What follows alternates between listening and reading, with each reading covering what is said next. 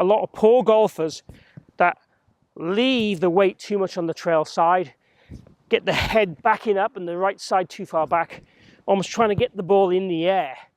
That's what we see with a lot of golfers, and we want to eradicate that by getting this lead side compression followed by the lead side extension. So lots of golfers struggle with contact. You know, we see so many people make the divot go further than the ball, or we get that kind of really scoopy look through the ball.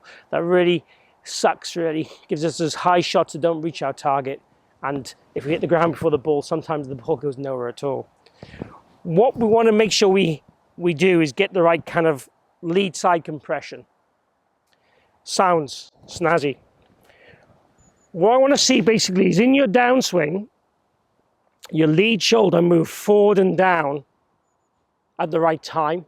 I talk a lot in my videos about not letting the upper body spin or go forward too early.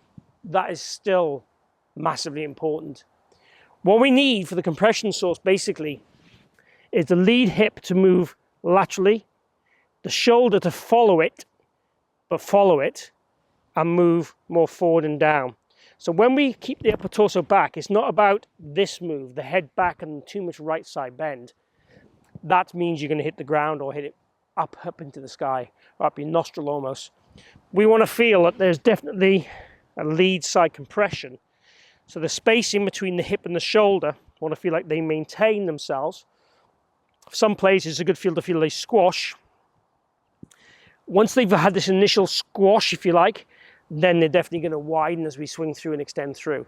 The key is, as everything, it's the right amount and how much and when. So as I said, in the start of the downswing, the hip would go, then the shoulder will follow and it'll work down. Because the hips go first, that gives us automatically a bit of right side tilt or right side crunch. Then the shoulder should basically work forward and down. Then it's going to work up and out the way and disappear behind our head. So it's getting that real move at the right time, the right feel. So initially what I want you to do is make some swings trying to feel it. And I also want to make sure you get that lead side working out the way first. But also then I'm going to give you an exercise to practice that's going to allow you to hit shots and the task-led drill that makes it happen for you without you thinking. So initially, take your set with your lead hand on the club. Take your trail hand, put it on your lead shoulder, top of the swing. Hips go first, and then feel that shoulder work down and forward. And then feel it work out the way. Those are the moves we want to feel. Then go ahead and get yourself set up to a ball. I feel you're going to do exactly the same thing.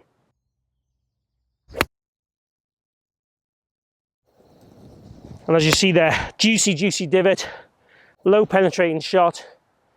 Felt great, felt weird, felt a bit more conscious of me doing it. That's the whole idea. We want to give you a conscious thought that you can take to the course that will make you play better. Ideally, we want drills to influence how you do that. So we'll get into the drill right now. So the drill quite simply is a ball forward drill. So if I take my dress position with a 7-iron, I would normally position the 7-iron in the center of my stance. What I'm going to do is move that ball position forward.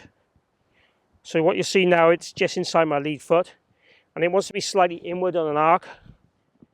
Because obviously as I swing round, that's where my arc will go on the circle. So from that position now, I want to try and feel that we would hit the golf ball. I don't want my head to chase it too much. I definitely want my hips to chase it. And I want to feel that my shaft and hands chase it as well. So we feel that the shoulder, hands and shaft and elbows all go forward. But we don't feel this too much with the head. So the ball's forward here. Now I want to make solid contact.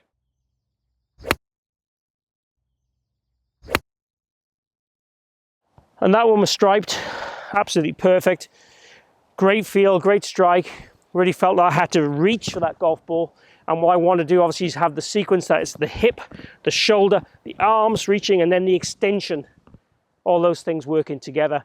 That is what I want to see happen. So basically we get a lot of poor golfers that leave the weight too much on the trail side, get the head backing up and the right side too far back, almost trying to get the ball in the air. That's what we see with a lot of golfers, and we want to eradicate that by getting this lead side compression followed by the lead side extension. And it's that kind of sequence. Lower half leading, then the kind of compression and then the extension, the squeezing. If that gap gets too wide too quickly, that causes a world of trouble.